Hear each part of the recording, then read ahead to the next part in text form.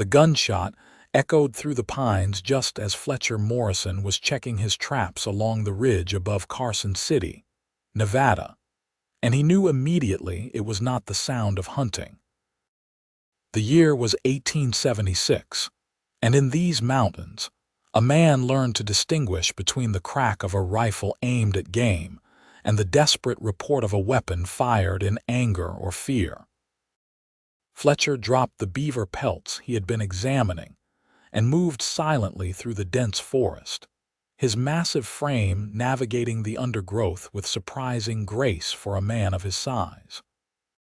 His long dark hair, tied back with a strip of leather, brushed against his broad shoulders as he descended toward the source of the sound. The second shot came from closer, followed by a woman's scream that was abruptly cut off. Fletcher's jaw tightened, and his hand moved to the hunting knife at his belt. He had lived alone in these mountains for the better part of 5 years, preferring the company of wilderness to the chaos of civilization.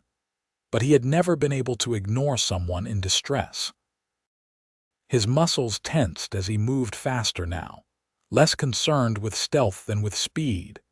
He found the scene in a small clearing where the afternoon sun filtered through the canopy in scattered beams. A wagon had overturned, its contents spilled across the forest floor. 2 men lay motionless near the wreckage, and Fletcher could see the dark stains spreading across their shirts. A third man, heavyset with a cruel face, was dragging a woman by her hair toward the trees. She fought him with everything she had, clawing at his hands, but he was twice her size. Fletcher did not announce himself. He simply moved, crossing the clearing in 4 long strides. His fist connected with the man's jaw with a sickening crack that sent him sprawling backward into the dirt. The woman fell to the ground, and Fletcher positioned himself between her and her attacker. "Get up and run," Fletcher said, his voice low and steady, "or stay down. Your choice." The man on the ground spat blood and reached for the pistol at his hip. Fletcher kicked it away before his fingers could close around the grip, then hauled him up by his shirt front with one hand. The fabric strained against Fletcher's grip, and the man's eyes widened as he took in the mountain man's size. Fletcher stood well over 6 feet, with arms like tree trunks and a chest that strained against his buckskin shirt. "She ain't none of your concern," the man sputtered, fear making his voice shake despite his bluster. "This is family business." "Does not look like family to me," Fletcher said. He glanced at the 2 dead men by the wagon. "Those 2 family too, my brothers," the man said. "We was just having a disagreement with these folks over payment for services rendered." Fletcher's expression did not change. "You murdered them over money and were about to do worse to her. That is not a disagreement. That is evil, plain and simple." He released the man with a shove that sent him stumbling backward. "You have 5 seconds to start running before I decide you are not worth letting live." 1. The man did not wait for 2. He scrambled to his feet and crashed through the underbrush, leaving his pistol and his dead brothers behind. Fletcher listened to the sound of his retreat until it faded completely, then turned to check on the woman. She had not run as he had suggested. Instead, she sat exactly where she had fallen, her arms wrapped around herself, her face turned away. Her dress was torn and dirty, covered in dust and leaves from the struggle. Her hair, which might have been blonde beneath the grime, hung in tangled strands around her shoulders. "He is gone now," Fletcher said, keeping his voice gentle. He had little practice with gentle, but he tried. "Are you hurt?" She did not answer, did not look at him. Her whole body trembled. Fletcher approached slowly as he would a wounded animal. "My name is Fletcher Morrison. I have a cabin about 2 miles from here. You need food and water, somewhere safe. Will you let me help you?" Still no response. He crouched down, trying to see her face, but she turned further away, one hand coming up to shield the side of her face from his view. "Miss, I know you are frightened, but those men back there, they are dead, and the third might come back with friends. We need to move. Please, she whispered, so quietly he almost missed it. Please do not look at me. Fletcher's brow furrowed. Why would I not look at you? Just do not. Her voice broke on the last word. He sat back on his heels, thinking. Then slowly, deliberately, he moved to sit beside her instead of in front of her, both of them facing the overturned wagon. How about this? I will not look at you and you tell me what happened here. Then we figure out what to do next. She was quiet for so long he thought she might not answer. When she finally spoke, her voice was hollow. My name is Eliza Norton. Those men there, the dead ones, they were my employers, Mr. and Mrs. Garrett. I was their housekeeper, traveling with them from Sacramento to Carson City, where Mr. Garrett had business. That man, the one you let go, his name is Ray Talbot. He and his brother stopped us on the road, demanded money. When Mr. Garrett refused, they just started shooting. And you? I hid under the wagon. After they killed the Garretts, they found me. Ray said since they did not get money, they would take me instead. His brothers agreed. They were arguing about who would go first when you arrived. Fletcher felt anger rising in his chest, hot and sharp. He will not touch you again, neither will his brothers. They are dead, exactly. Eliza made a sound that might have been a laugh or a sob. You let him go, Ray. He will tell the sheriff I killed them. He will tell everyone I am a murderer. The sheriff in Carson City is a decent man. He will believe the truth. No. Eliza's hand pressed harder against her face. No one will believe me, not when they see. See what? She was quiet again. Fletcher waited, watching a hawk circle overhead, giving her time. I had another employer before the Garretts, she said finally. A man in Sacramento, Mr. Harrison. I kept his house, cooked his meals. His wife had died the year before and he needed help. He seemed kind at first, but he drank, and when he drank, he got mean. He said things, terrible things. Then he started hitting me. Fletcher's hands curled into fists where they rested on his knees. It got worse over time. He would apologize after, cry and beg forgiveness, promise it would never happen again, but it always did. I finally worked up the courage to leave, took what money I had saved and walked out one night while he was sleeping. The Garretts found me on the road 2 days later and offered me work. They were good people, kind people. They did not deserve what happened to them. Neither did you, Fletcher said quietly. Eliza turned her head slightly, still keeping that one side of her face hidden. You do not understand. Mr. Harrison, the last time it was bad, really bad. I thought he might kill me.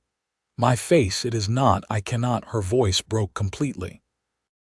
Fletcher felt something crack open in his chest, something he had kept carefully sealed since coming to the mountains. Miss Norton, he said, his voice rough with emotion he rarely allowed himself to feel. Whatever he did to you, however you look right now, it does not change the fact that you are a person deserving of help and dignity. Let me take you somewhere safe. Let me get you food and clean water. After that, you can decide what you want to do next. You do not want to see me, she insisted. When people see me, they look away. They cannot stand it. Fletcher made a decision then.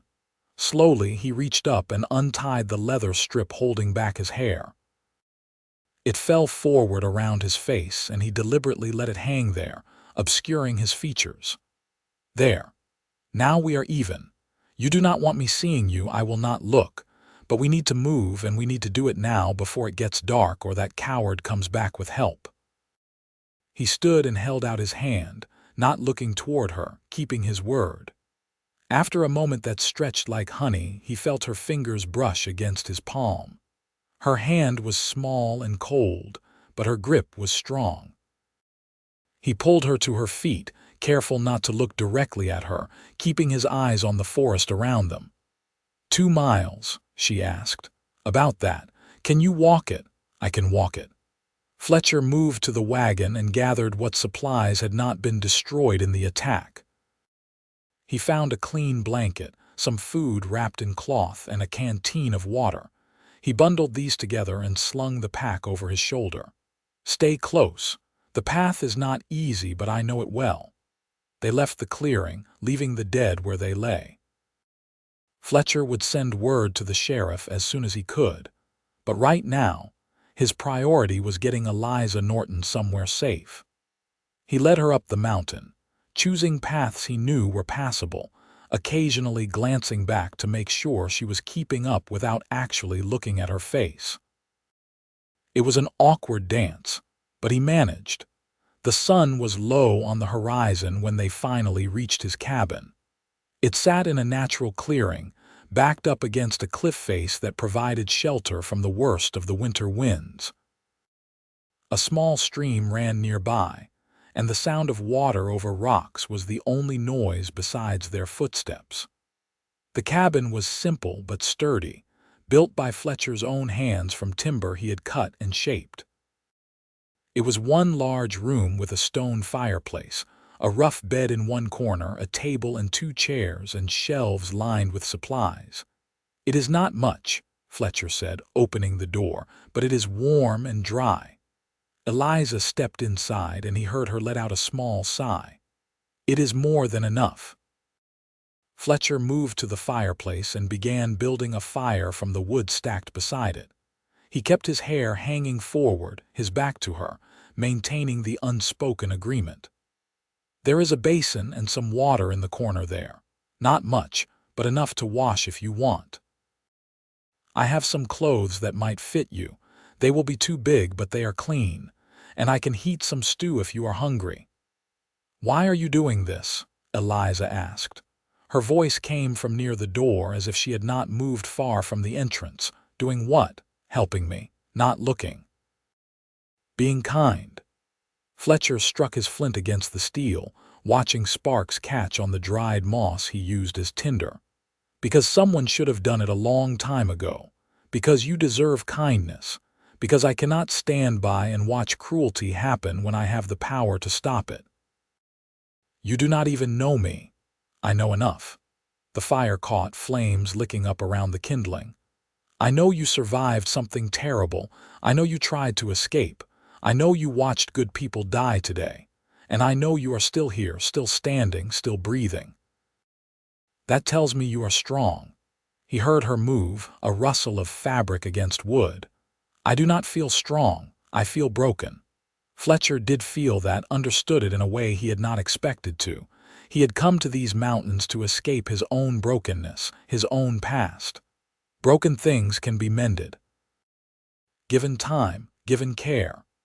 Some things are too broken, maybe, but you will not know until you try. He stood, careful to keep his back to her.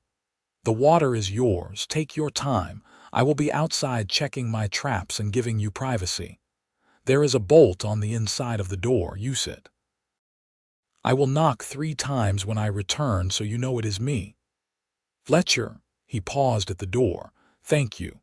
He nodded, still not turning around, and stepped outside into the gathering dusk. The next hour passed slowly. Fletcher busied himself checking the snares he had set near the cabin, his mind turning over everything that had happened. He had meant what he said to Eliza. He could not stand by and watch someone suffer. But there was more to it than that, something he was not quite ready to examine too closely. When he had seen her in that clearing, seen her hiding her face, trying to make herself invisible, something in him had recognized a kindred pain. He had come to the mountains to hide too, though not from Bruises. His wounds were different, deeper perhaps, etched into his soul by things he had seen and done during his time in the war. He had fought for the Union, had done his duty as he saw it, but the things he had witnessed, the things he had been forced to do, they had changed him. When it was over, when the guns fell silent and the dead were buried, he had found he could not return to the life he had known before. So he had walked away from everything and everyone, seeking solitude in the wilderness where the only blood he saw was from game, and the only death served a purpose. But 5 years of solitude had not healed him the way he had hoped. It had only made him numb, until today. Until a woman with a hidden face and a voice full of broken hope had reminded him what it felt like to care about something beyond his own survival. When enough time had passed, Fletcher returned to the cabin and knocked 3 times as promised. He heard the bolt slide back and the door opened a crack. "I am coming in," he announced, keeping his eyes down, "but I will keep my back turned." He entered and moved directly to the pot of stew he had hanging near the fire. It was bubbling now, filling the cabin with the rich smell of venison and wild onions. He heard Eliza moving behind him, heard water pouring into the basin. "The clothes are on the bed," he said. "Help yourself." "I found them, thank you." They moved around each other in a careful dance, him by the fire, her by the basin. Fletcher focused on the stew, stirring it slowly, adding salt and some dried herbs from his stores. He heard the rustle of fabric as she changed, heard the splash of water as she washed. "Your hair needs washing too," he said. "There is soap on the shelf, not fancy, but it works." "Maybe tomorrow," she said quietly. "I am too tired tonight." "Understood." When the stew was ready, Fletcher ladled it into 2 wooden bowls and set them on the table.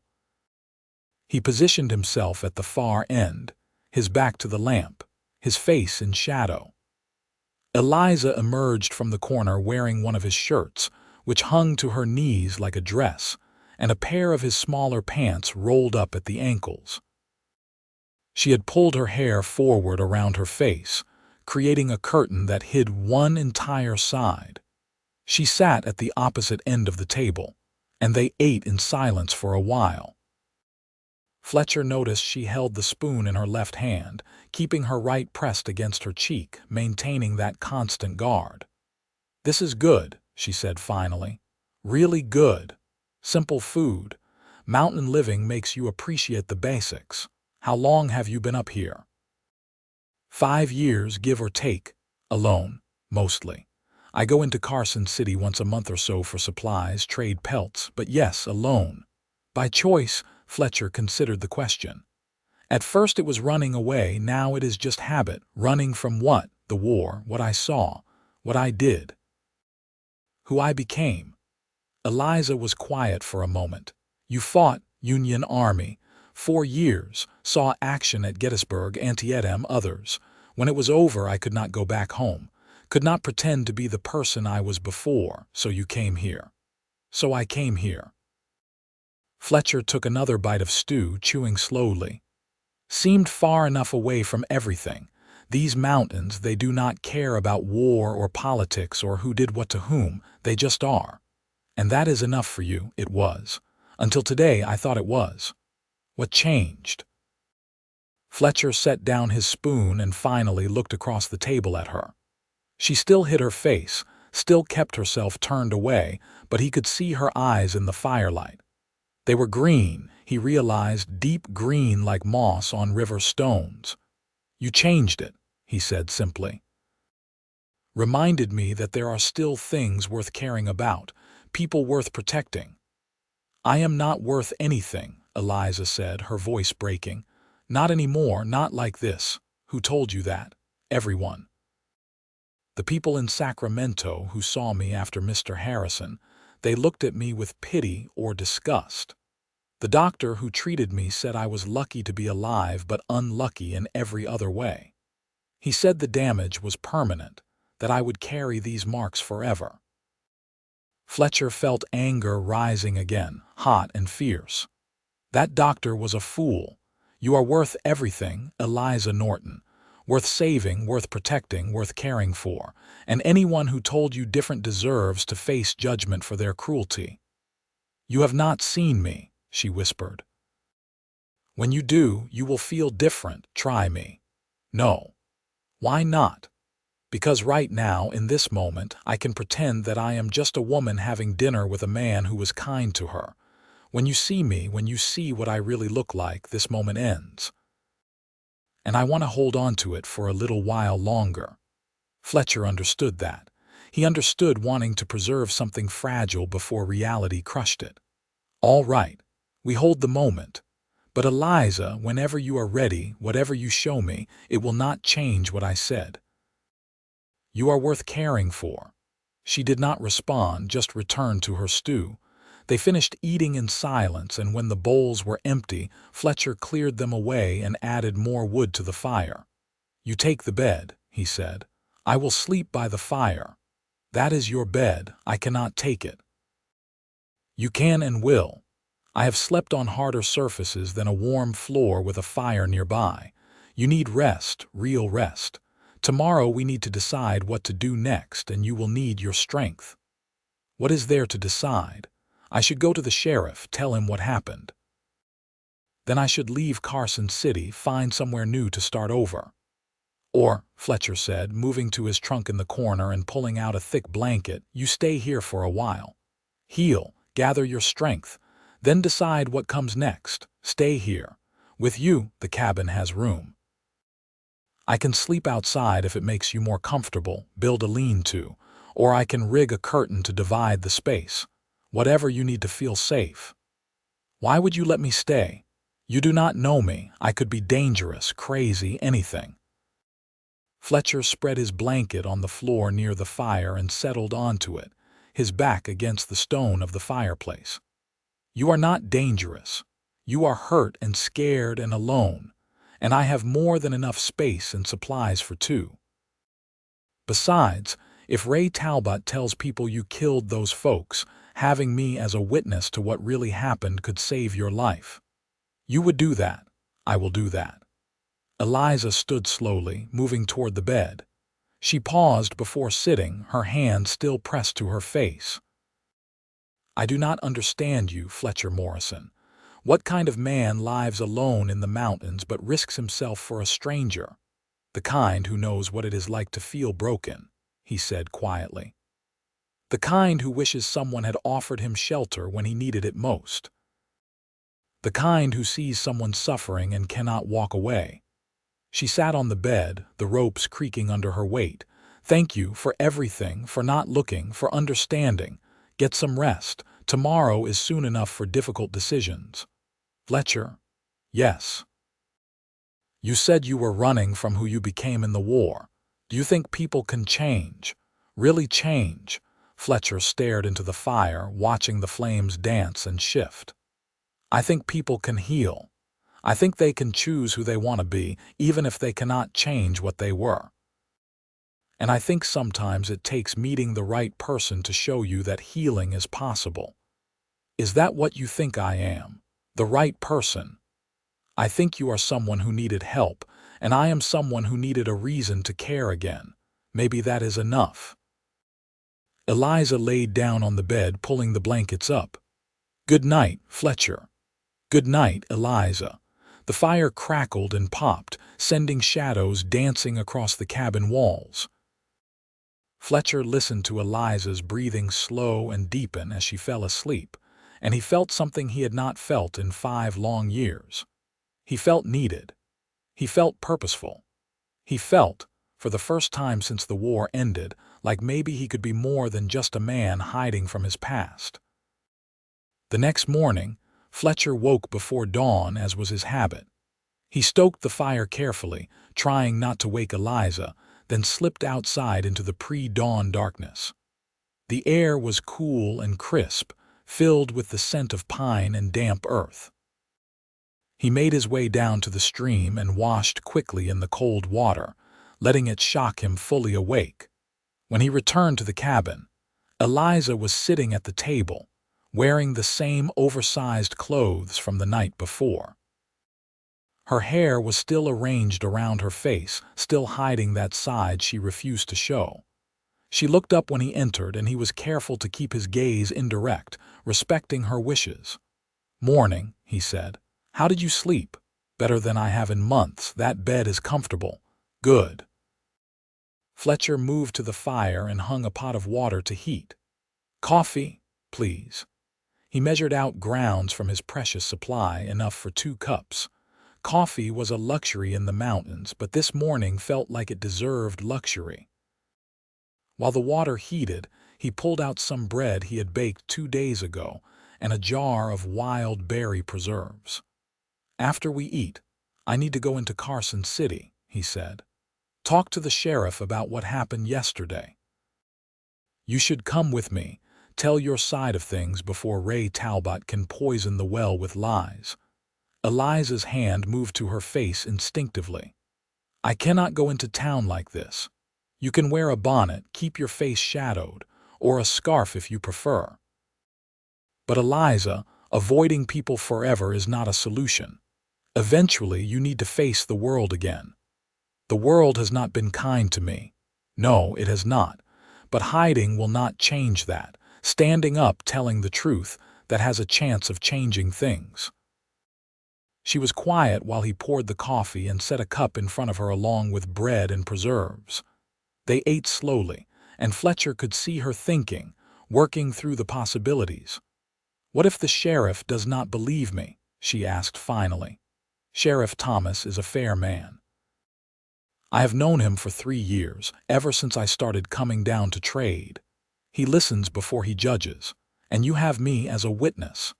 I saw what happened, saw Ray Talbot attacking you, saw the dead Garretts. My word will carry weight. And if Ray is already there telling his version, then we tell ours. Truth has a way of ringing clear if you give it a chance." Eliza took a sip of coffee, her green eyes thoughtful over the rim of the cup. "You have a lot of faith in truth and justice for a man who ran away from civilization." "I ran away from war and death, not from right and wrong. Those things followed me into the mountains. Cannot escape them, so might as well stand for them when it matters." "All right," she said finally. "I will go with you. But I need something to cover my face, something that will not look too strange." Fletcher thought for a moment. "I have a wide-brimmed hat that might work. Pull it low, keep your hair forward, most people will not see much, and if they do, that is their problem, not yours. Easy for you to say. Maybe, but I mean it nonetheless." After breakfast, Fletcher helped Eliza prepare for the journey. He found his old hat, the one he used to wear before he let his hair grow long, and adjusted it to fit her smaller head. Combined with her hair, and a scarf wrapped loosely around her neck that she could pull up if needed, it created enough shadow to hide most of her face. They set out mid-morning, following the winding mountain path down toward Carson City. The town sat in a valley below, visible in glimpses through the trees as they descended. It had grown in the 5 years Fletcher had been in the mountains, expanded with the influx of silver money from the nearby mines. What had been a rough frontier town was becoming something more permanent, with brick buildings and proper streets. The walk took most of 2 hours, and they spoke little during the journey. Fletcher kept alert for any sign of trouble, but the path was quiet except for the sounds of birds and wind through the pines. Eliza walked with her head down, her hand occasionally rising to adjust the hat or touch the scarf at her neck. Carson City was bustling when they arrived, which was both good and bad. Good because they would blend into the crowd more easily. Bad because more people meant more eyes. Fletcher led Eliza directly to the sheriff's office, a small building near the main street with a tin star hanging above the door. Sheriff Thomas was at his desk when they entered, a balding man in his 50s with sharp eyes and a no-nonsense demeanor. He looked up when Fletcher walked in, his expression shifting from surprise to something harder when he saw Eliza. "Fletcher Morrison," Thomas said, standing. "Been wondering when you would make your monthly appearance, but this does not look like a social call." "It is not." Fletcher gestured for Eliza to sit in one of the chairs facing the desk, and he took the other. "We need to report murders and an attempted assault that happened yesterday on the mountain road about 15 miles east of here." Thomas sat back down slowly, pulling out a ledger and a pencil. Tell me everything. Fletcher did, recounting exactly what he had seen and heard. Eliza filled in the parts before his arrival, her voice steady despite the tremor Fletcher could hear underneath. Thomas wrote it all down, his face growing grimmer with each detail. Ray Talbot and his brothers, Thomas said when they finished. I know them. Bad men, all three, been trouble in this area for years, but nothing I could ever prove. This time they went too far. Ray is still alive, Fletcher said. I let him run. Might have been a mistake. Might have been mercy, Thomas countered. But he will answer for this. I will put out word to the nearby towns, get a warrant issued. As for you, Miss Norton, I am sorry for what happened to the Garretts. They were good folks, and I am sorry for what those men tried to do to you. Thank you, Eliza said quietly. Thomas looked at her for a long moment, and Fletcher saw him trying to see beneath the hat and scarf without being obvious. You are welcome to stay in town if you need a place. We have a boarding house that is respectable, run by a widow named Mrs. Chen. She is discreet and kind. She will be staying with me, Fletcher said, the words coming out before he had fully thought them through, at my cabin, until things settle down and we know Ray is caught. Thomas raised an eyebrow. That right, it is, unless Miss Norton objects. Eliza shook her head slightly. I do not object. I feel safer with Fletcher than I would anywhere else right now. Fair enough. Thomas closed his ledger. I will need to retrieve the bodies from the site, bring them back for proper burial. Can you show me exactly where? I can draw you a map, Fletcher offered. The location is distinctive. Overturned wagon, 2 bodies, scattered supplies. You cannot miss it. Fletcher spent the next few minutes sketching a rough map on a piece of paper Thomas provided, marking landmarks and distances. When it was done, Thomas studied it carefully, then nodded. I will ride out this afternoon with a couple deputies. Might be I will need to talk to you both again after I see the scene, but for now, you are free to go. Miss Norton, again, I am truly sorry for your losses and your troubles.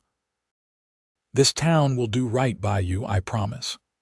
Thank you, Sheriff, Eliza said.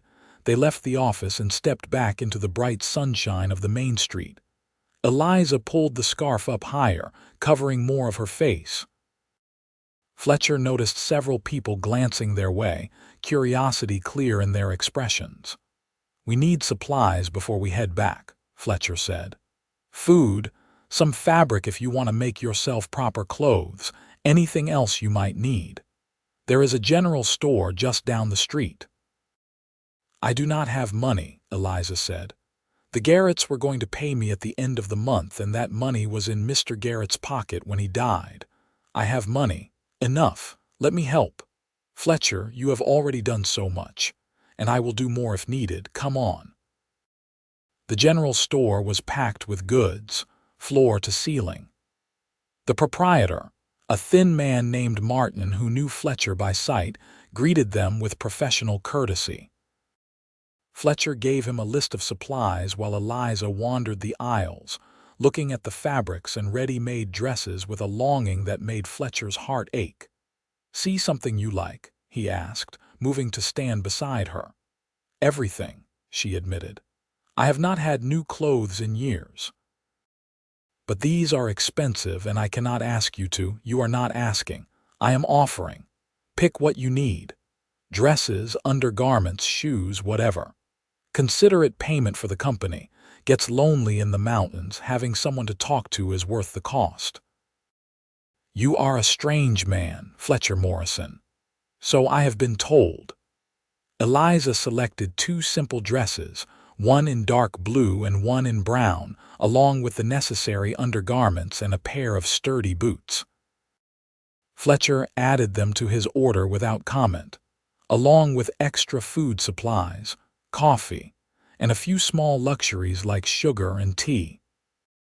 As Martin was tallying the total, the door to the store opened and a woman entered, well-dressed in the latest fashion with perfectly coiffed hair and a haughty expression. She swept past Fletcher and Eliza without a glance, but then stopped and turned back, her eyes narrowing as she studied Eliza. "You there," the woman said sharply. "What are you hiding under that hat?" Eliza's hand flew to her face and she turned away. "That is none of your concern, madam," Fletcher said, his voice cold. "I was not speaking to you, sir. I was speaking to this woman who seems to be concealing herself. In my experience, people who hide their faces are usually hiding something shameful." Fletcher moved between Eliza and the woman, his considerable bulk blocking her view. "And in my experience, people who concern themselves with others' business when it has nothing to do with them are usually looking to cause trouble. I suggest you find what you came for and leave us be."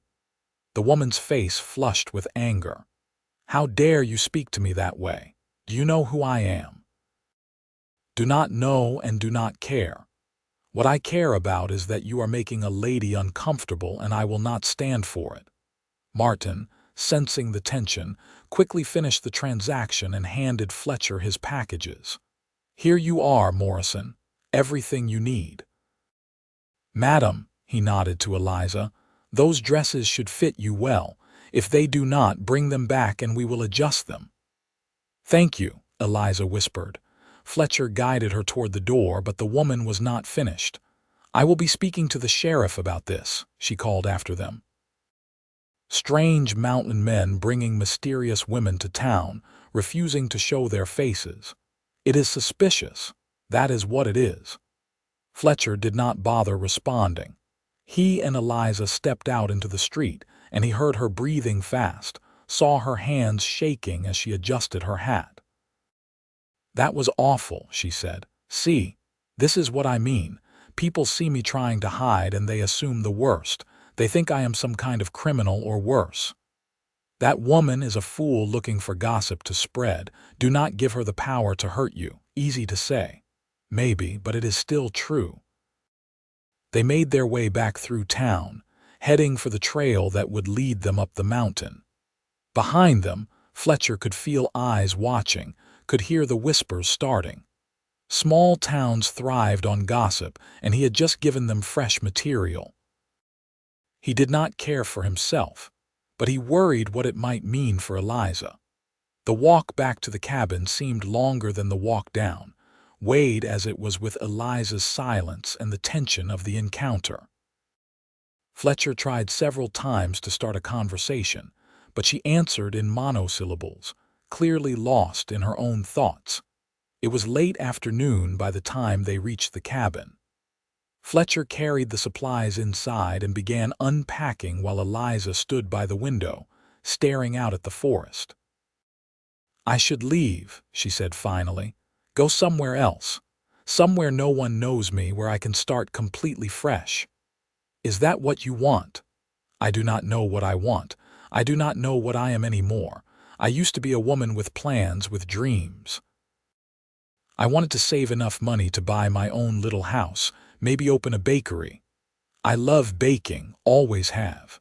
But now, I am just this broken thing hiding from the world." Fletcher set down the supplies and moved to stand beside her, careful to keep his eyes on the forest outside rather than on her face. "You are not broken. You are healing. There is a difference. You keep saying that, because it is true. Eliza, whatever happened to your face, it does not define you. It is something that was done to you by a cruel man, but it is not who you are. You are still the woman who dreamed of owning a bakery. You are still the woman who stood up to Mr. Harrison enough to leave. You are still the woman who survived yesterday's attack. None of that changes because of scars. You do not understand. Then help me understand. Show me." Eliza was silent for a long moment. Then slowly her hand moved to the hat. She pulled it off, letting it fall to the floor. Her hair, still unwashed and tangled, fell around her face. She turned to face him fully, and for the first time she let him see. The right side of her face was a nightmare of bruises, purple and black and green in various stages of healing. Her eye on that side was still swollen, the white shot through with red. But worse were the scars, old and new. Long, thin lines ran from her temple to her jaw, the kind made by deliberate cuts. Her cheekbone looked wrong, as if it had been broken and healed improperly. The corner of her mouth was pulled down slightly by scar tissue, giving her a permanent expression of sorrow. Fletcher looked at her, really looked, taking in every injury, every mark. He felt rage building in his chest, white-hot and terrible at the man who had done this. But he also felt something else, a deep, abiding tenderness for the woman who had endured it and was still standing.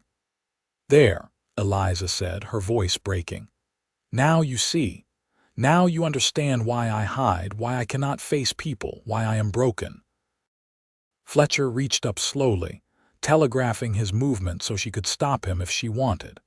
When she did not pull away, he gently touched the unmarred left side of her face, his calloused fingers surprisingly gentle against her skin. "I see a woman who survived," he said quietly. "I see strength and courage. I see someone who refused to let cruelty destroy her. And I see beauty, Eliza, not in spite of these marks, but alongside them. You are beautiful because you are alive, because you are here, because you are fighting to reclaim yourself." Tears spilled down her cheeks, both sides now. "You are lying, you have to be. No one could look at this and see beauty." "I am not lying, I do not lie." Fletcher moved his hand to cup her undamaged cheek, his thumb brushing away tears. "I see you, Eliza Norton, all of you. And I swear to you on everything I hold sacred that no one will ever hurt you like this again, not while I draw breath. Never again." She made a sound between a sob and a laugh. "You cannot promise that. You cannot be with me every moment. Then I will teach you to protect yourself. I will give you weapons and knowledge. And when you are ready to face the world again, I will stand beside you until you do not need me anymore." "What if I always need you?" The words hung in the air between them, loaded with meaning neither of them was quite ready to address. Fletcher's hand was still on her cheek, and he could feel her trembling, could see the mix of hope and fear in her eyes. "Then I will be here," he said simply, "for as long as you need me." Eliza pulled away suddenly, wrapping her arms around herself. "I do not understand you. Why would you want this, want me? I am damaged goods, Fletcher, ruined. No decent man would look at me twice. Good thing I never claimed to be decent." Fletcher turned back to the supplies, giving her space. "I am a man who has killed more people than he can count. I am a man who ran away from society because he could not handle the weight of what he had done. I am scarred too, Eliza, just not on the outside where people can see. Maybe that is why I understand. Maybe that is why I do not see you the way you think I should. You are nothing like Mr. Harrison. No, I am not. And you are nothing like me, but maybe we are both exactly what the other needs right now." Eliza moved to the bed and sat down heavily. "I do not know how to accept help. I have been on my own for so long, fighting every battle alone." "Time to learn then. First lesson, let people care about you. Let them help without questioning why or waiting for the other shoe to drop. And if the shoe drops anyway, then we deal with it together." Fletcher spent the rest of the afternoon showing Eliza how to do various tasks around the cabin. He taught her where he kept different supplies, how to work the cast iron stove for cooking, how to draw water from the stream and filter it through cloth. She absorbed it all quietly, asking occasional questions, slowly relaxing as the routine of work settled her mind. As evening approached, Fletcher prepared a dinner of beans and salt pork, with fresh bread he had bartered for in town. They ate at the table, and this time Eliza did not hide her face. It was a small step, but Fletcher recognized it for what it was, trust. "Tell me about the war," Eliza said as they ate. "You said you fought at Gettysburg. That was a terrible battle. They all were. But yes, Gettysburg was particularly bad, 3 days of hell. I was infantry, went in on the second day. By the time it was over, the ground was so thick with bodies you could walk across the field without touching dirt.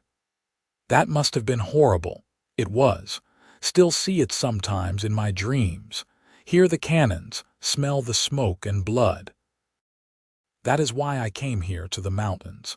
Thought maybe the quiet would drive the memories away. Did it work? Some. But I learned that running from pain just means carrying it with you to new places. It is still there, still heavy, just in a different location. Eliza nodded slowly. I understand that. I thought if I left Sacramento, left Mr. Harrison behind, I would be free of him, but I was not. I carried him with me in every flinch, every time I looked in a mirror, every time someone looked at me with pity. Maybe we cannot escape our pasts, Fletcher said. But maybe we can learn to carry them differently, not as burdens that crush us, but as proof that we survived, that we are still here, still fighting, still able to feel and hope and care. Is that what you are doing? Learning to carry it differently, starting to. You are helping with that whether you know it or not. How? By reminding me why I fought in the first place, to protect people who could not protect themselves, to stand between cruelty and innocence. I had forgotten that, forgot there was a purpose beyond just survival. They finished dinner and cleaned up together, falling into an easy rhythm. Fletcher noticed Eliza was moving more freely now, not constantly guarding her face, though she was still clearly self-conscious. It was progress. As full darkness fell, Fletcher built up the fire and settled into his spot on the floor. Eliza took the bed, but before she laid down, she looked at him with an expression he could not quite read. Fletcher. Yes, thank you, for seeing me, really seeing me, not just the damage.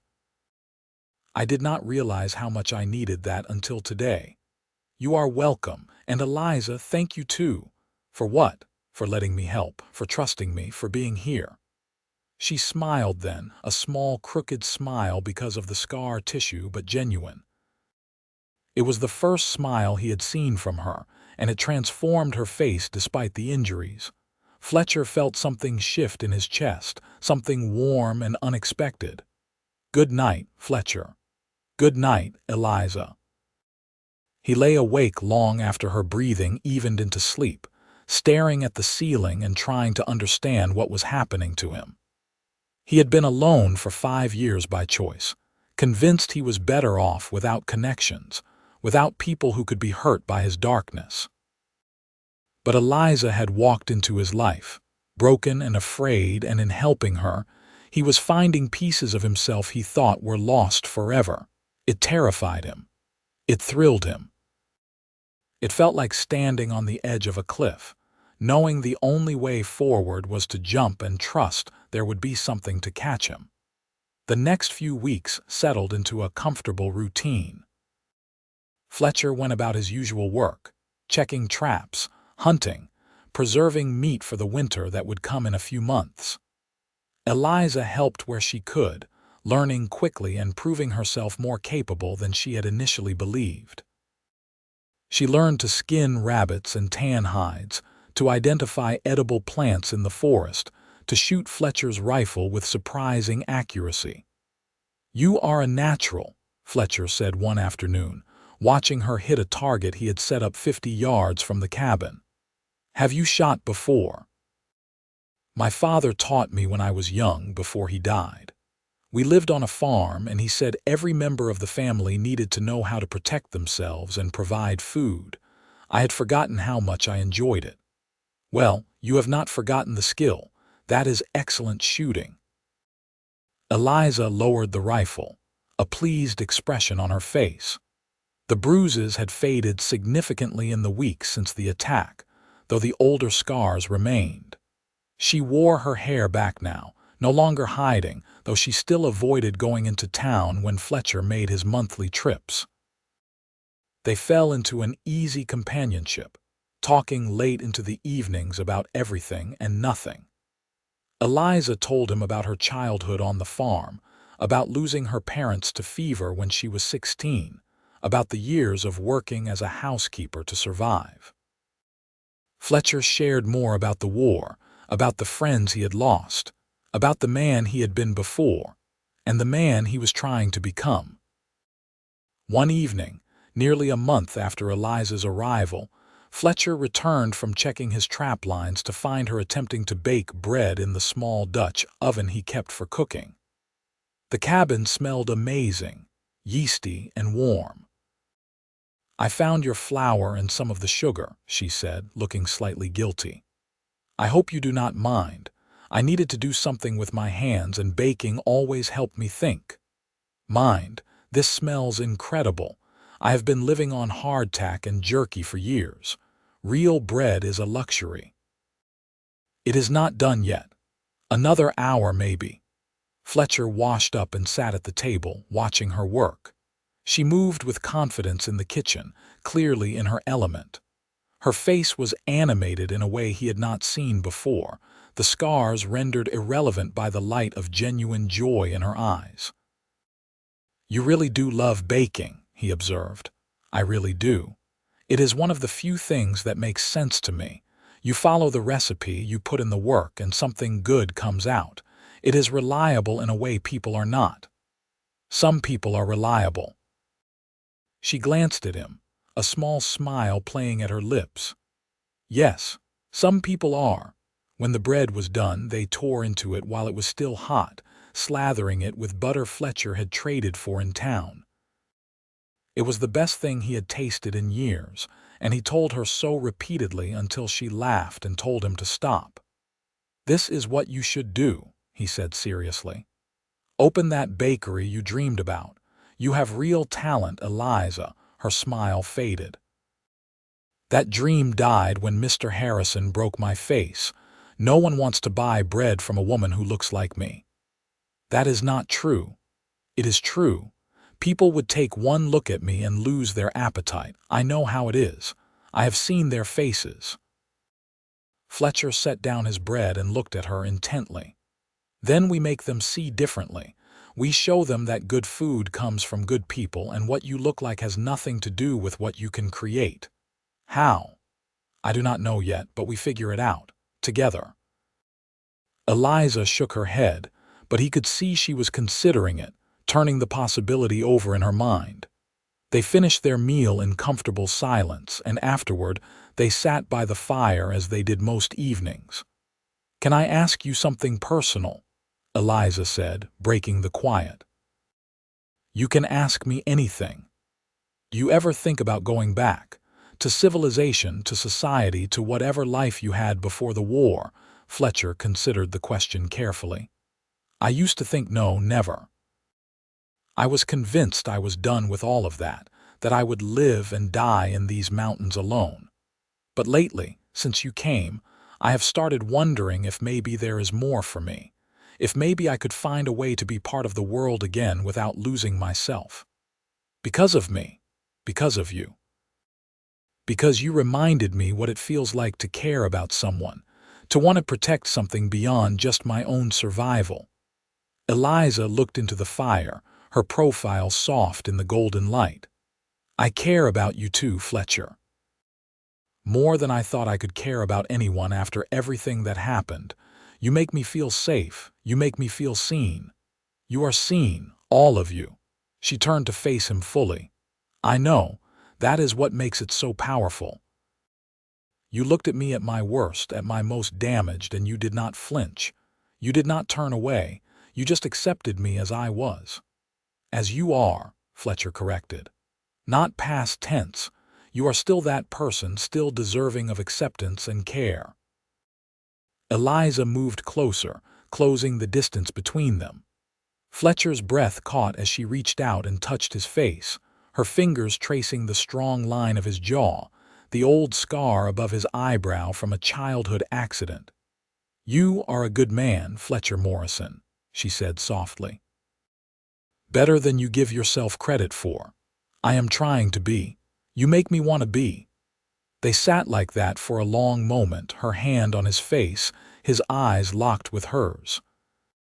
Fletcher felt the pull between them, the attraction that had been building slowly over weeks of shared space and deepening connection.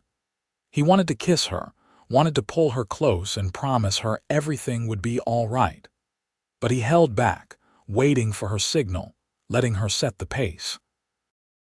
Eliza leaned in slowly, giving him time to pull away if he wanted. He did not want to. Her lips met his in a kiss that was gentle and tentative, a question more than a statement. Fletcher responded carefully, his hand coming up to cradle the back of her head, his touch reverent. When they broke apart, Eliza was smiling, that crooked, beautiful smile that made Fletcher's heart race. "I was afraid to do that," she admitted. "Afraid you would not want me." "I want you," Fletcher said, his voice rough with emotion. "I have wanted you since that first day, since I saw you refusing to give up despite everything. But I want you to be sure. I want you to choose this because it is what you want, not because you feel obligated or grateful. I am sure. And this is not gratitude, Fletcher. This is more. This is real." He kissed her again, deeper this time, years of loneliness and isolation melting away in the warmth of her embrace. They stayed by the fire until the logs burned down to embers, holding each other, talking quietly about the future and what it might hold. That night, Eliza did not sleep in the bed alone. Fletcher held her as they lay together, both of them fully clothed, content just to be close. She fit perfectly against him, her head on his chest, his arms around her. It was the first time since the war that Fletcher felt at peace, truly at peace. The next morning brought news that shattered their fragile happiness. Sheriff Thomas arrived at the cabin just after dawn, his expression grim. Fletcher answered the door, immediately alert.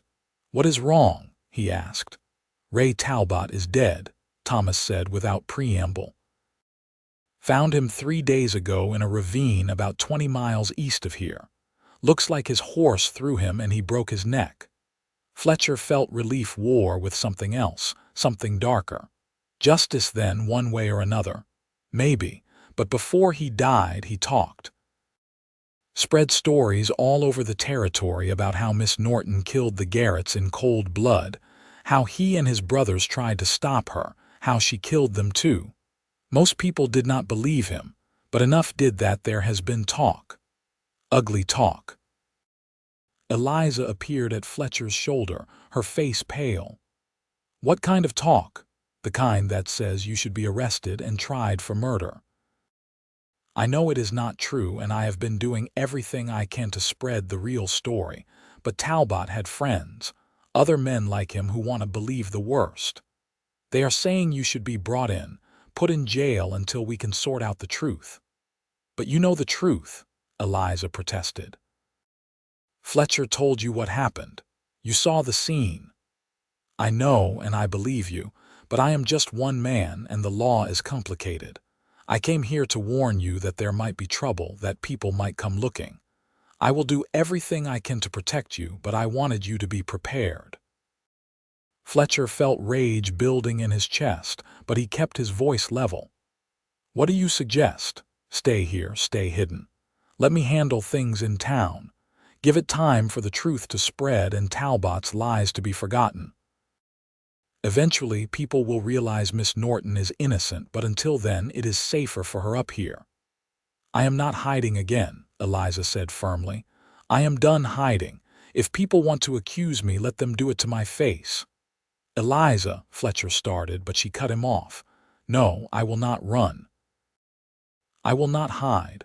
I did nothing wrong, and I refuse to act like I did. If the town wants to judge me, they can judge me while I stand right in front of them and tell them exactly what happened."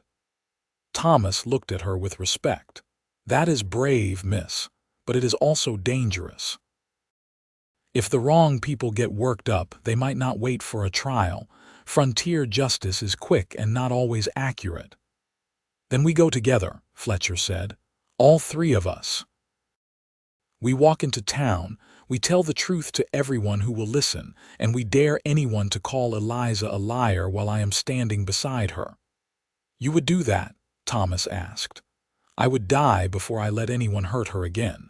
The sheriff nodded slowly. "All right then." If you are both determined, we do it the right way. I will arrange a public meeting. Let Miss Norton tell her story to the whole town at once. Get it all out in the open. But Fletcher, you need to understand what you are taking on. Standing with her means people will talk about you too. They will make assumptions, spread gossip. Let them talk. I do not care what they think. I care, Eliza said quietly. She looked at Fletcher with tears in her eyes. I care because you do not deserve to be dragged down by association with me. You have been nothing but kind, and I cannot let you sacrifice your reputation for mine. Fletcher took her hands in his. My reputation is that of a hermit who hides in the mountains, not exactly something worth protecting. But you are worth protecting. Your truth, your honor, your future. That is what matters. We do this together then, Eliza said. No more hiding, no more shame. We face them together. Thomas looked between them, and something like understanding crossed his face. You two have gotten close. We have, Fletcher confirmed. And I will not apologize for it or hide it. Did not ask you to, just observing. Thomas moved toward his horse. Give me 2 days to arrange things. Then come to town. I will have the meeting set up at the church, somewhere public and official. And Fletcher, bring that rifle of yours. Just in case. After Thomas left, Fletcher and Eliza spent the day preparing. He cleaned his weapons, made sure everything was in working order. Eliza baked more bread, her way of dealing with stress. They did not talk much, both lost in their own thoughts about what was to come. That evening, as they sat by the fire, Eliza leaned against Fletcher's shoulder. I am scared, she admitted. I know, so am I. But you are so strong, so sure. Strength and fear are not opposites. You can be both at once. I learned that in the war. The bravest men I knew were the ones who were terrified but did what needed to be done anyway. You think I am brave. I think you are the bravest person I have ever met. She turned to look at him, her green eyes searching his face. What happens after? If we get through this, if people believe us, what happens then? What do you want to happen? I want to stay here. With you, I want to build something, create a life. Maybe eventually open that bakery in town if people will accept me. But even if they do not, I want to stay. These mountains, this cabin, they feel like home in a way nothing else has in years. Fletcher felt warmth spread through his chest. Then you stay, for as long as you want, forever if you want. Forever is a long time, not long enough if it is with you. Eliza kissed him then, soft and sweet, a promise of more to come. They held each other as the fire burned low, drawing strength from their connection, preparing for the battle ahead. 2 days later, they descended the mountain together. Fletcher wore his best clothes, such as they were, clean buckskin and a shirt he had not worn in years. Eliza wore one of her new dresses, the blue one, with her hair pulled back simply. She made no effort to hide her scars, facing the world with her head held high. Carson City was crowded when they arrived. Word of the meeting had spread, and it seemed like half the territory had come to see the woman accused of murder tell her side of the story. Fletcher kept Eliza close, his hand on the small of her back, his presence a constant reminder that she was not alone. The church was packed, every pew filled, people standing along the walls. Sheriff Thomas stood at the front beside a judge who had ridden in from Virginia City specifically for this.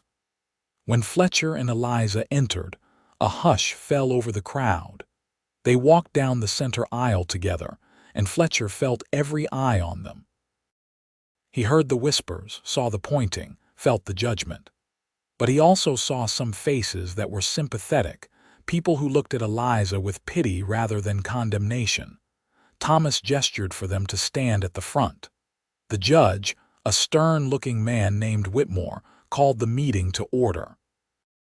We are here today to hear testimony regarding the deaths of Mr. and Mrs. Garrett and the Talbot brothers, Judge Whitmore announced. Miss Eliza Norton has been accused by the late Ray Talbot of murdering these people. She has requested the opportunity to tell her side of events. Miss Norton, you may speak. Eliza stepped forward, her hands clasped in front of her, her voice steady when she began. My name is Eliza Norton. I am 22 years old. For the past 3 months I have been employed by Mr. and Mrs. Garrett as their housekeeper. They were kind people, good people, who treated me with respect and dignity. On the day they died, we were traveling from Sacramento to Carson City when we were stopped by Ray Talbot and his brothers. They demanded money. When Mr. Garrett refused, they shot him. Then they shot Mrs. Garrett when she screamed. I hid under the wagon, but they found me. They killed my employers for money, and then they planned to assault me for their entertainment. Her voice broke slightly, but she gathered herself and continued. I would be dead now if Fletcher Morrison had not come along when he did. He saved my life. He stopped Ray Talbot and sent him running. Everything Ray Talbot said about me is a lie, told by a coward trying to escape justice for his crimes. I am not a murderer. I am a survivor. And I am tired of being treated like I am the criminal when I am the victim. The church was silent when she finished. Then Fletcher stepped forward. I am Fletcher Morrison. I live in the mountains above this town. I saw everything Miss Norton described. I saw the Talbots attack her. I stopped it. Everything she said is true, and I will swear to it on any Bible you put in front of me. Ray Talbot was a liar and a coward, and his accusations are worth less than dirt. Judge Whitmore looked at Thomas. Sheriff, what evidence did you find at the scene? Everything matches what these two described, Thomas said. The Garretts were shot from a distance execution style. The wagon was ransacked, contents scattered. There were signs of a struggle. The Talbot brothers were killed by a single shooter, likely their brother Ray turning on them during the chaos. Miss Norton had no weapon and no gunpowder residue on her hands or clothes when I examined her the next day. She is innocent, Your Honor. I stake my reputation on it. Whitmore nodded slowly. Then he addressed the crowd. Is there anyone here who has actual evidence, not rumor or gossip, but real evidence that contradicts what we have heard? Silence. No one spoke. Then this matter is settled. Eliza Norton is cleared of all accusations. The deaths of the Garretts and the Talbot brothers are officially recorded as the result of an attack by outlaws, with the sole survivor being Miss Norton. Case closed. Relief flooded through Fletcher. Beside him, Eliza swayed slightly, and he caught her arm to steady her. But as they turned to leave, a voice called out from the back of the church. What about her face? What about those scars? Who did that to her? Eliza froze. Fletcher felt her tense, felt her instinct to hide resurface. But then she straightened her spine and turned to face the crowd. My face was damaged by a man named Harrison in Sacramento, she said clearly. He was my employer. He drank, and when he drank, he became violent. He beat me repeatedly over several months. I finally found the courage to leave him, which is how I ended up working for the Garretts. My scars are a reminder of what I survived, not a source of shame. And if my appearance bothers you, I suggest you look away, because I am done hiding. Fletcher felt pride swell in his chest. Around the church, he saw expressions changing, saw people reassessing their quick judgments. A woman near the front stood up, older with kind eyes. I think you are very brave, the woman said. And I think your scars show strength, not weakness. Welcome to Carson City, Miss Norton. I hope you will stay. Others murmured agreement. Not everyone, not all at once, but enough. Enough to show that the town was willing to accept her, willing to see past the surface to the person beneath. They left the church together, stepping out into the afternoon sunshine. Fletcher felt lighter than he had in years, as if a weight he had been carrying since the war had finally lifted. "You did it," he said to Eliza. "You faced them down and won." "We did it," she corrected. "I could not have done it without you." Sheriff Thomas joined them on the church steps. "That took courage, miss. I am glad justice was served." "So am I." Eliza looked around at the town, at the people going about their business, at the mountains rising in the distance. "I think I want to stay here. Really stay, not just hide in Fletcher's cabin, but be part of this community." "You would be welcome," Thomas said. "Lord knows we could use more brave women willing to stand up for themselves." They spent the rest of the day in town, Fletcher introducing Eliza to the merchants and townsfolk he knew. Most were friendly, some were reserved, but no one was openly hostile. It was more than Fletcher had hoped for. As the sun began to set, they started the long walk back up the mountain. They were halfway home when Eliza stopped and turned to Fletcher, her eyes shining. "I want to do it," she said. "Open the bakery. I want to take the money I saved before Mr. Harrison, combine it with what you have, and rent a small shop in town. I want to bake bread and cakes and pies and show people that good things can come from scarred hands." Fletcher smiled, a real genuine smile that felt foreign on his face after so long. "Then we do it. Together." "Together," she agreed. The next few months were a whirlwind of activity. Fletcher and Eliza worked side by side to make her dream a reality. They found a small shop on the edge of Carson City's Main Street, barely more than a shed, but it had a good stove and space for a counter. Fletcher used his skills to build shelves and a proper work table while Eliza experimented with recipes, perfecting her craft. They fell into a new routine, splitting their time between the mountain cabin and the town. Fletcher continued trapping and hunting, but now he also helped Eliza in the bakery, carrying supplies, serving customers when she was overwhelmed, protecting her from the occasional person who thought it was appropriate to comment on her appearance. The first time someone walked into the shop, took one look at Eliza and walked back out without buying anything, Fletcher started to go after them. Eliza stopped him with a hand on his arm. "Let them go," she said. "They are not my customers. The right people will stay." She was right. Slowly but surely, word spread about the quality of her baking. People came for the bread and stayed for the kindness. Eliza had a gift for making people feel welcome, for listening to their troubles while she wrapped their purchases. The shop began to thrive. Fletcher found himself changing too. The isolation he had craved for 5 years no longer appealed to him. He enjoyed being part of the town, enjoyed having people nod to him in greeting, enjoyed the sense of belonging that came from being part of something larger than himself. One evening, 6 months after the trial, Fletcher and Eliza sat on the porch of the mountain cabin watching the sunset paint the sky in shades of orange and purple. The bakery was closed for the day, and they had ridden up to spend the night in the peace of the mountains. "I have been thinking," Fletcher said, his arm around Eliza's shoulders. "About what?" "About the future. About us." Eliza looked up at him, her expression curious. "What about us?" "I love you, Eliza Norton. I have loved you since the moment you showed me your face and I saw your strength. I love your courage, your kindness, your stubborn determination to build a life despite everything that has tried to break you. And I want to spend the rest of my life loving you if you will let me." Tears spilled down Eliza's cheeks, but she was smiling.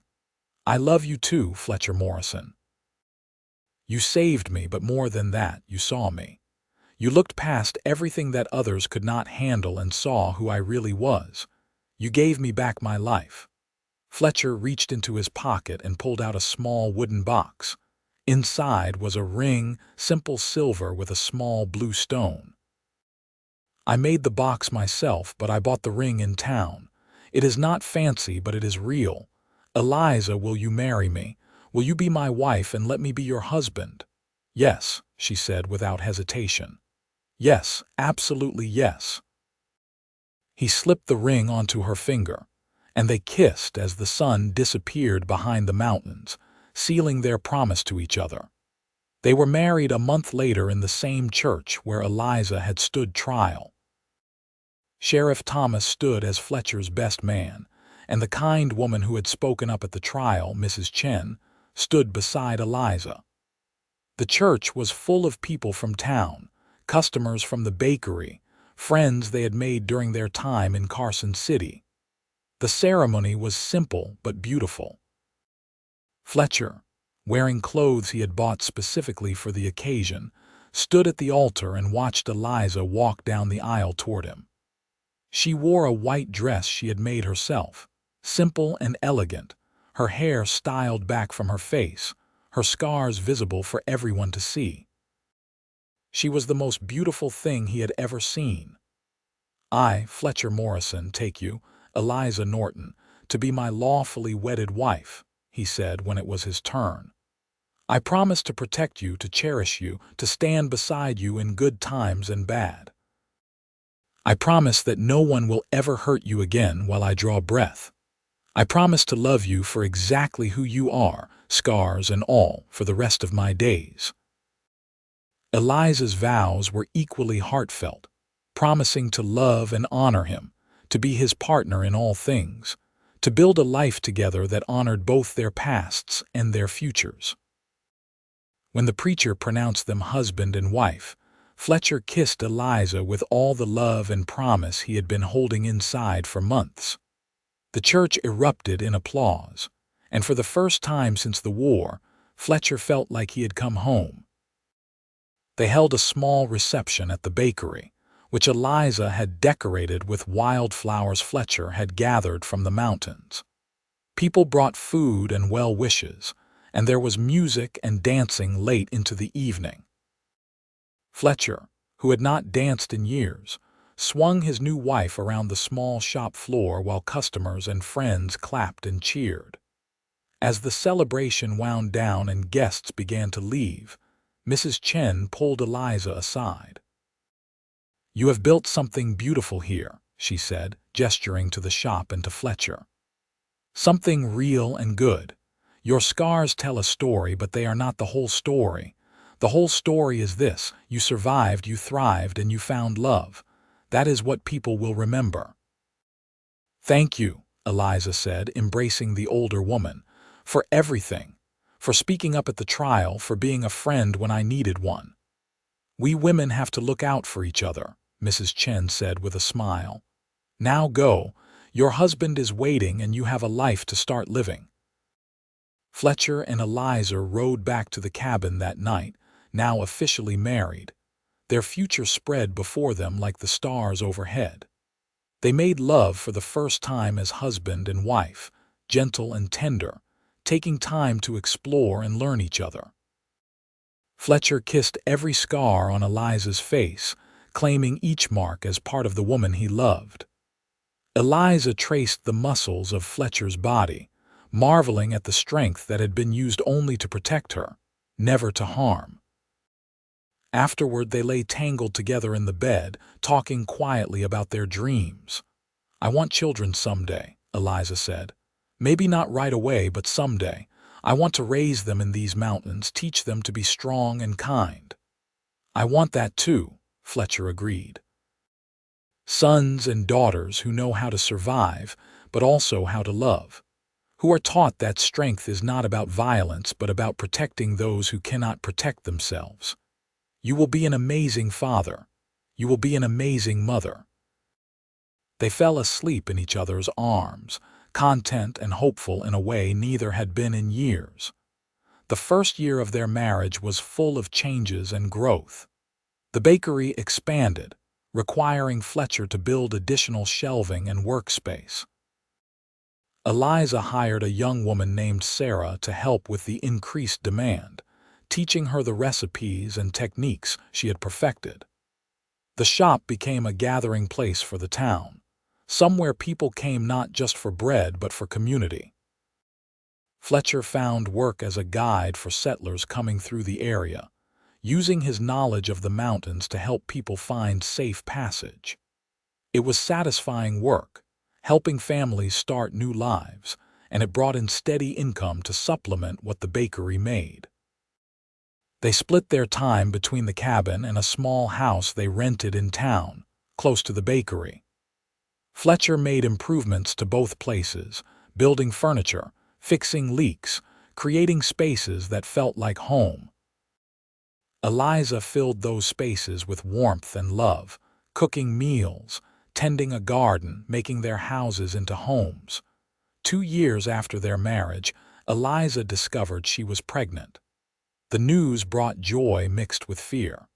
Fletcher saw her uncertainty and understood it immediately. "You are worried about passing on the scars," he said one night as they lay in bed, his hand on her still flat stomach. "What if our child is damaged because of what was done to me?" Eliza asked. "What if my injuries somehow hurt them? That is not how it works, and you know it. But even if it were, even if our child faced challenges, we would love them and raise them and teach them to be strong, just like we have done for ourselves. You always know the right thing to say. I just speak the truth." Their son was born in the spring of 1879, healthy and perfect. They named him James, after Fletcher's father.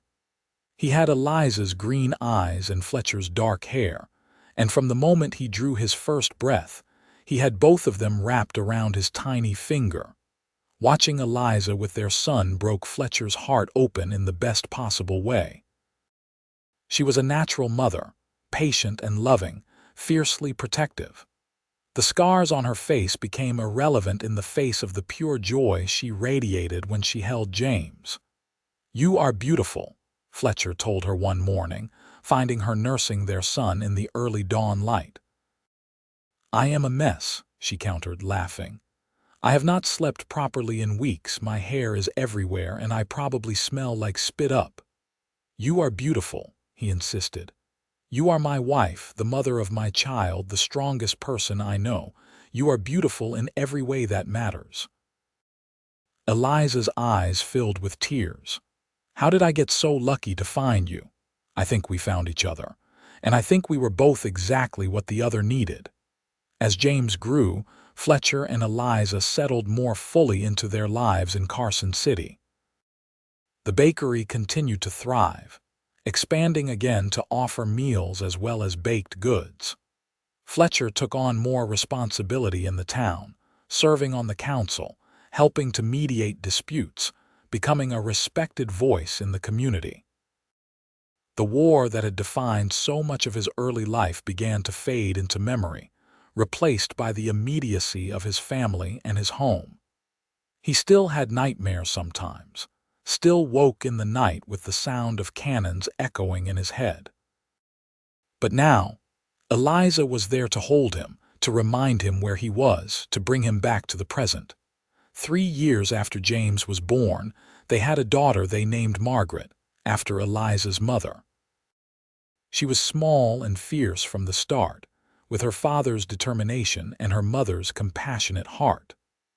Watching his family grow, watching his children learn and laugh and love, Fletcher felt blessed beyond anything he had imagined possible. One evening, when James was 8 and Margaret was 5, the family sat on the porch of the mountain cabin watching the sunset. This was still their favorite place, the spot where everything had begun, where Fletcher had promised Eliza that no one would ever hurt her again. "Papa, tell us the story again," James asked. "About how you and Mama met."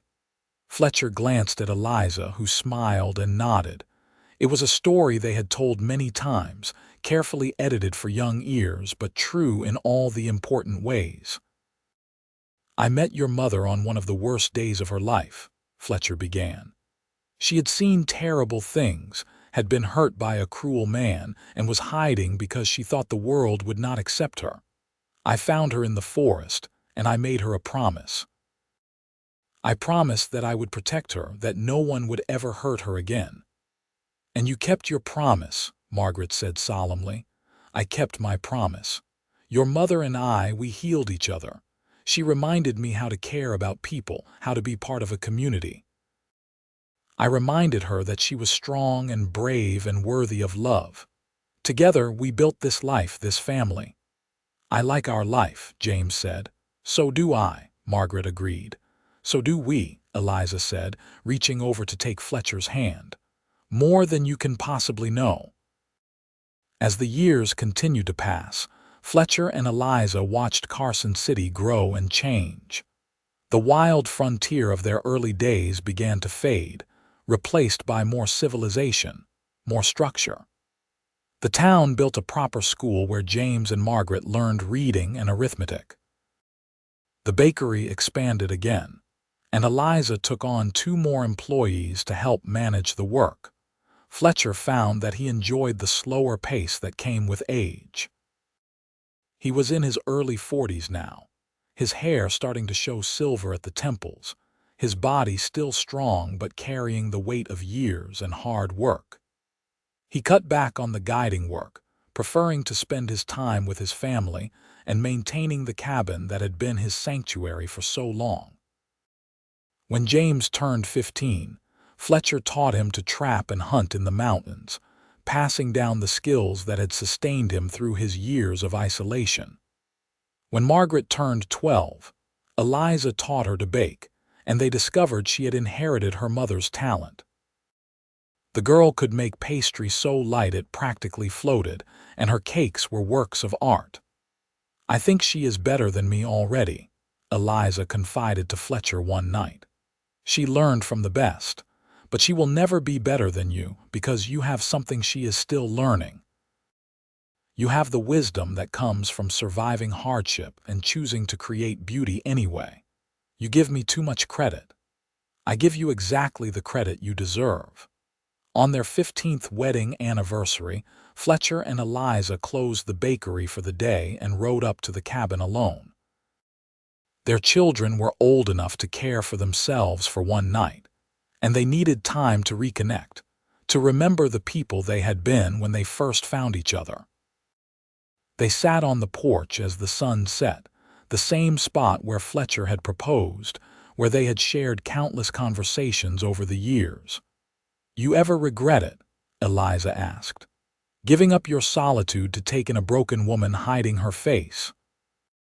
Fletcher turned to her, cupping her scarred cheek in his palm. "You were never broken. You were wounded, yes, but not broken. And no, I have never regretted it, not for a single moment. You gave me back my life, Eliza. You showed me that love and connection are worth more than safety and isolation. You gave me children, a home, a purpose. How could I possibly regret that? I love you, Fletcher Morrison, more now than the day I married you, which I did not think was possible.